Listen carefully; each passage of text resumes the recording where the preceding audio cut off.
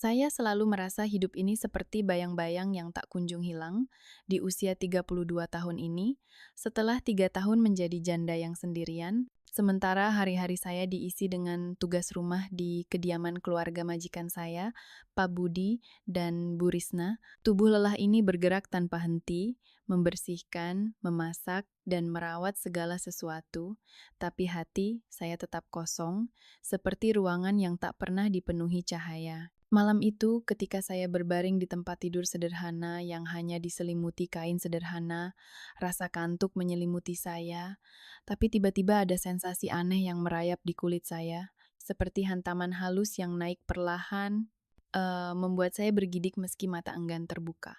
Saya mencoba mengabaikannya, mengira itu hanya hewan kecil yang salah tempat, tapi semakin lama, semakin nyata, hingga akhirnya saya menggapai dan merasakan sesuatu yang hangat bukan serangga, melainkan tangan manusia. Siapa? Gumam saya dalam hati, sambil membuka mata pelan-pelan di cahaya redup, dan di situ saya menemukan sosok Randy, anak muda tampan yang biasanya cuek, duduk di samping tempat tidur saya dengan wajah merah padam. Saya mundur sedikit, berbisik pelan agar tidak membangunkan siapapun. Dan apa yang membuatmu masuk ke sini di waktu seperti ini? Kata-kata itu keluar dari bibir saya dengan suara gemetar, tapi dia hanya meletakkan jarinya di atas bibirnya, memberi isyarat untuk tetap tenang. Randy kemudian berkata dengan suara lirih, "Maaf, saya cuma lapar setelah pulang dari luar, tapi entah kenapa, saya ingin minta tolong kamu membuatkan sesuatu sederhana seperti mie goreng." Saya mengangguk perlahan, hati berdenyut cepat karena ini bukan pertama kalinya dia menunjukkan sikap yang berbeda, seperti dia yang dulu tak pernah peduli pada saya atau siapapun di rumah ini. Kini tampaknya mulai berubah. Beberapa bulan belakangan, dia sering tersenyum saat berpapasan, memanggil nama saya dengan nada akrab, bahkan memuji masakan saya atau ikut membantu saat saya menyiram tanaman. Saya mengira itu hanya kebetulan, mungkin karena dia sedang bosan atau tanpa pacar, tapi malam itu ada sesuatu dalam tatapannya yang membuat saya merasa ada lebih dari itu, seolah dia mulai melihat saya bukan hanya sebagai pekerja rumah biasa. Saat kami berbicara lebih dalam, di tengah keheningan kamar yang remang, saya merasakan udara berubah, lebih hangat dari biasanya, dan Randy berkata dengan suara pelan, "Tahukah kamu, sekarang rumah ini terasa lebih nyaman, dan itu karena kamu." Saya menunduk wajah panas karena kata-kata itu menyentuh bagian hati yang lama terkubur, membuat saya merespons dengan ragu, "Jangan bercanda, Dan, ini bukan hal biasa." Tapi dia menjawab mantap, "Aku serius. Kamu selalu punya cara yang membuat segalanya terasa tenang." Dan di momen itu, saya tahu ini bukan sekadar obrolan ringan lagi, melainkan awal dari sesuatu yang mungkin mengubah segalanya. Hari itu terasa berbeda. Saat suasana hati saya yang biasanya tenang tiba-tiba diguncang oleh getaran yang tak terduga, ketika dua manusia berdua duduk di ruang yang remang-remang, dan Randy mendekat dengan pandangan yang penuh arti, membuat jantung saya berdegup lebih kencang dari biasanya.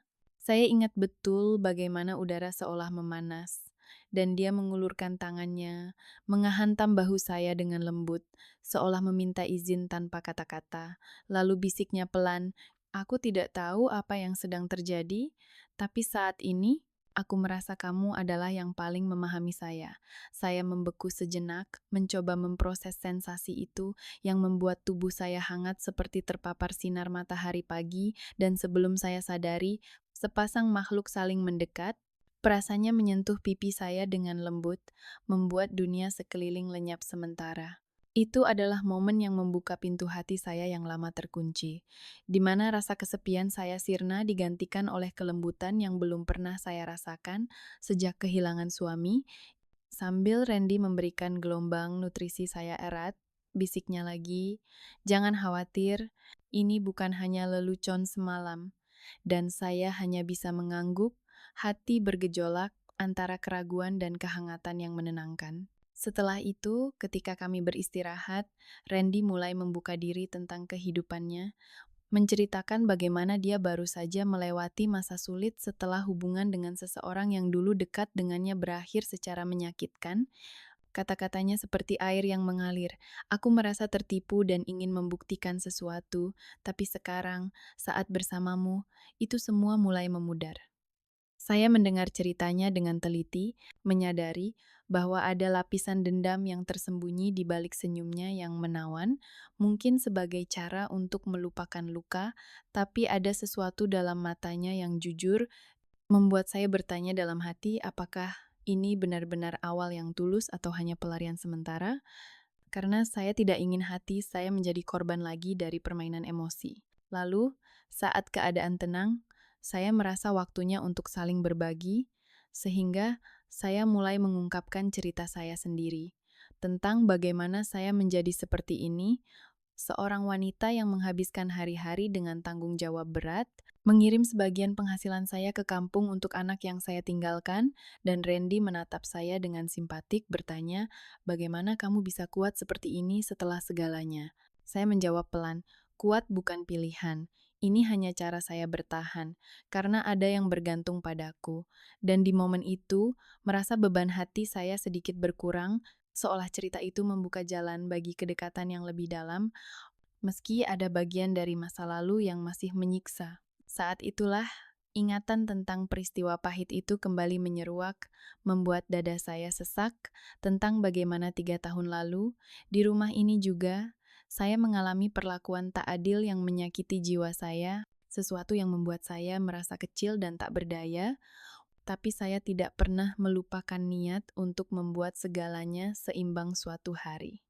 Ada saat di mana saya merasa dunia ini tidak ramah, gumam saya pada Randy, tanpa menyebut nama langsung. Dan itu membuat saya belajar untuk menjaga diri. Bahkan jika itu berarti menyimpan rencana sendiri, dia mendengarkan dengan teliti, tangannya masih memegang punggung tangan saya, bertanya, apa yang bisa saya lakukan untuk membantu? Tapi saya hanya tersenyum tipis. Menjawab, cukup dengarkan, karena terkadang itu sudah cukup. Sambil dalam hati saya merencanakan langkah berikutnya dengan hati-hati, mengubah luka itu menjadi kekuatan tersembunyi. Kemudian, 2 minggu setelah malam itu, tubuh saya mulai memberi tanda aneh, seperti lelah yang tak biasa, dan perut yang sedikit mengganjal, membuat saya penasaran dan khawatir, hingga akhirnya saya memeriksakan diri dan mengetahui bahwa ada kehidupan baru di dalam perut saya, hasil dari momen kami berdua. Ini tidak bisa benar, bisik saya pada diri sendiri di depan cermin. Hati penuh gejolak karena sekarang saya harus berpikir tentang masa depan anak saya di kampung dan bagaimana ini bisa memengaruhi segalanya. Randy pun harus tahu, tapi bagaimana saya menjelaskannya tanpa membuatnya ketakutan. Saya merasa campuran antara bahagia dan cemas yang mendalam karena ini bukan hanya tentang saya lagi, tapi tentang pilihan yang akan mengubah jalur hidup kami berdua selamanya. Segalanya mulai berantakan ketika pagi yang cerah itu tiba-tiba gelap oleh tatapan tajam Pak Budi dan Bu Risna yang telah mendengar desas-desus tentang keadaan saya, membuat saya berdiri di ruang tengah rumah ini dengan hati berdebar, merasa seperti terperangkap dalam jeruji tak terlihat yang semakin mencekik. Apa yang kamu pikirkan, Tina? Menjadikan rumah ini sebagai tempat untuk urusan pribadi seperti ini, sementua kami mempercayaimu sepenuhnya? Tanya Pak Budi dengan suara keras. Wajahnya merah padam, sementara Bu Risna hanya diam dengan lengan bersilang, seolah menunggu jawaban yang bisa menghancurkan segalanya.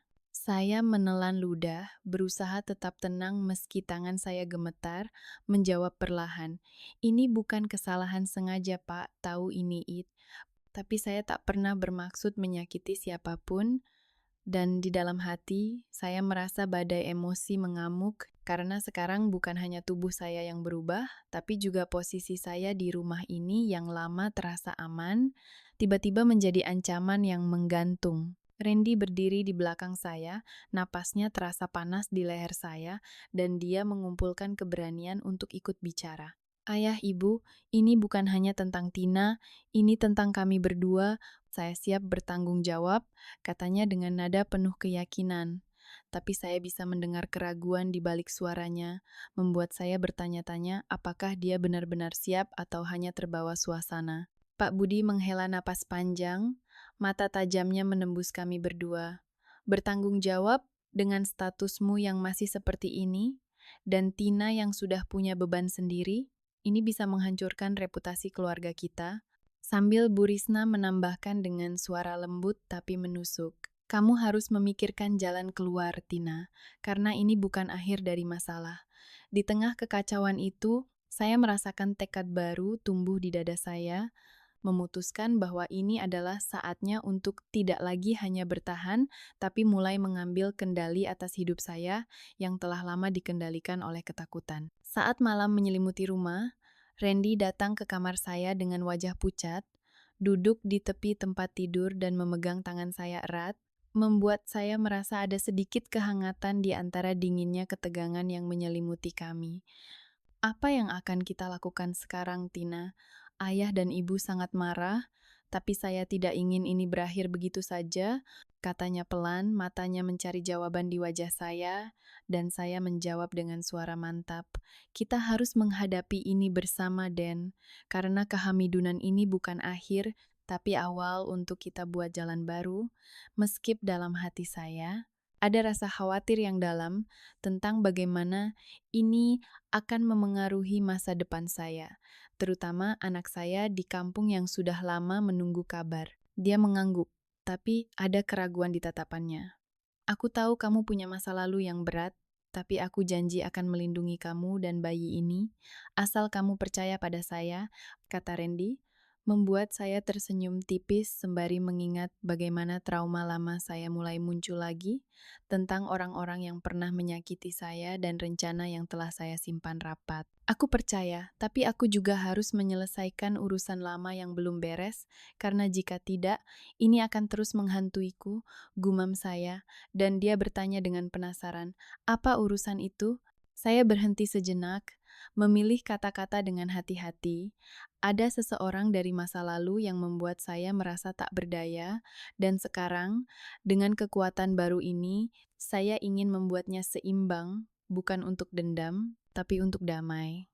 Randy memandang saya dengan kekaguman campur khawatir. Jika itu yang kamu butuhkan, saya akan mendukung, asal jangan sampai menyakiti diri sendiri, dan di momen itu saya merasa ikatan kami semakin kuat, seperti akar pohon yang mulai merangkul tanah yang subur.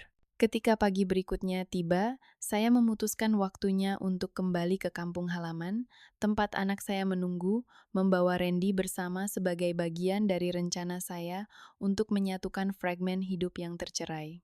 Ini perjalanan yang penting bagi saya, Den, karena saya harus mengatakan yang sebenarnya pada anak saya dan menghadapi bayangan masa lalu yang masih mengintai, kata saya padanya saat kami menaiki mobil tua yang berderit, dan Randy menjawab, aku akan berada di sisimu, apapun yang terjadi, membuat perjalanan itu terasa seperti petualangan baru daripada beban. Sesampainya di kampung, udara segar menyambut kami, tapi juga membawa kembali ingatan tentang trauma yang pernah saya alami, seperti saat saya dulu merasa dikurung oleh keadaan, dan sekarang saya berdiri di depan rumah sederhana itu, memanggil nama anak saya dengan suara yang gemetar.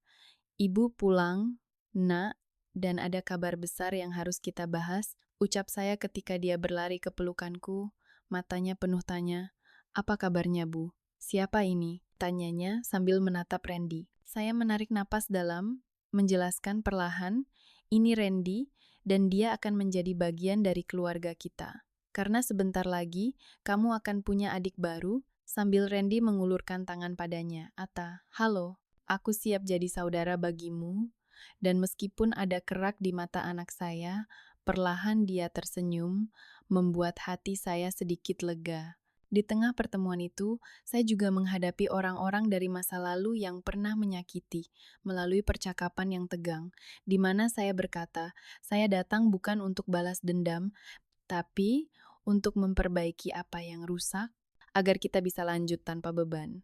Dan mereka, dengan wajah kaget, hanya mengangguk sambil meminta maaf yang mungkin terlambat, membuat saya merasa akhir, luka itu mulai sembuh. Kembali ke rumah setelah kunjungan itu, saya merasa seperti telah melewati badai besar, dengan Randy di sisi saya, membantu saya membangun mimpi baru yang dulu terasa mustahil. Kamu lebih kuat dari yang aku bayangkan, Tina, dan aku bangga bisa bersamamu. Bisik Randy saat kami duduk di teras, menatap langit senja yang merah jingga, dan saya menjawab, kekuatan itu datang dari keluarga yang sekarang lengkap, termasuk bayi ini dan anak saya, sambil mengusap perut saya yang mulai membesar. Namun tantangan masih ada, seperti ketika Pak Budi menelepon untuk membahas status pekerjaan saya. Tapi kali ini, saya berani berkata, saya menghargai waktu bersama keluarga ini, Pak, tapi saya siap untuk langkah baru, mungkin membuka usaha sendiri, dan dia, dengan suara yang lebih lunak, menjawab, jika itu yang kamu inginkan, kami akan dukung, asal tetap ingat rumah ini. Randy tersenyum mendengarnya, lihat, semuanya mulai berubah ke arah yang lebih baik, dan saya merasa betapa perjalanan ini telah mengubah saya dari seorang perempuan yang terkurung menjadi seseorang yang bisa memimpin hidupnya sendiri. Anak saya dari kampung kini tinggal bersama kami, membawa keceriaan baru, dan saat saya melihat mereka berdua bermain, hati saya dipenuhi rasa syukur yang dalam, meskipun ada saat-saat di mana trauma masa lalu masih menyelinap, tapi sekarang saya tahu cara menghadapinya. Akhirnya, di hari yang penuh cahaya, saat bayi kami lahir ke dunia, segalanya terasa seperti siklus yang lengkap, di mana saya berdiri di ambang pintu baru, memeluk masa depan yang cerah bersama Randy dan keluarga kami. Ini adalah Au yang sebenarnya, Tina, dan aku bersyukur kamu memilihku, kata Randy saat kami menatap bayi kecil itu, dan saya menjawab dengan air mata bahagia. Kita telah melewati banyak hal, tapi sekarang saya merasa utuh, membuat perjalanan panjang ini berakhir dengan harapan yang membara. Pak Budi dan Bu Risna pun ikut merayakan, mengakui perubahan kami, sambil anak saya dari kampung berkata, "Ini keluarga kita sekarang, Bu." Dan di momen itu, saya tahu bahwa trauma, konflik, dan keraguan dulu hanyalah langkah menuju kekuatan yang sejati, di mana hidup saya kini penuh dengan cinta, bukan bayang-bayang. Dengan langkah mantap, kami memulai babak baru, mungkin dengan tantangan lain, tapi bersama kami siap menghadapinya, karena apa yang pernah pecah kini telah disatukan kembali,